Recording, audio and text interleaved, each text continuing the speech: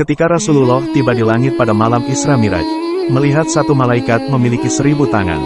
Kemudian beliau bertanya kepada Jibril, sesungguhnya dia adalah malaikat yang diberi tugas untuk menghitung tetesan air hujan yang turun dari langit ke bumi. Kemudian Rasulullah menghampiri malaikat tadi dan bertanya, apakah kau tahu bilangan tetesan air hujan yang turun ke bumi sejak Nabi Adam? Malaikat pun menjawab, iya, aku mengetahuinya, tapi aku memiliki kelemahan.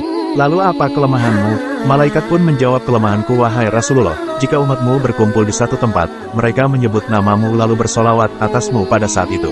Aku tidak bisa menghitung seberapa banyaknya pahala yang diberikan Allah kepada mereka.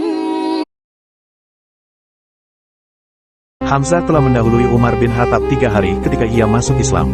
Ketika Allah melapangkan dada Umar untuk menerima Islam, Umar langsung menuju Rasulullah yang pada saat itu berada di rumah Al-Arkam bin Al-Arkam. Setibanya di sana, Umar menghampiri Rasulullah dan mengucap 2 kalimat syahadat.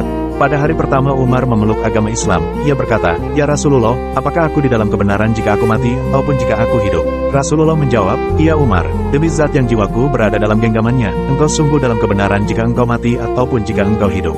Umar kemudian kembali bertanya, kalau begitu kenapa kita masih merahasiakan keislaman kita?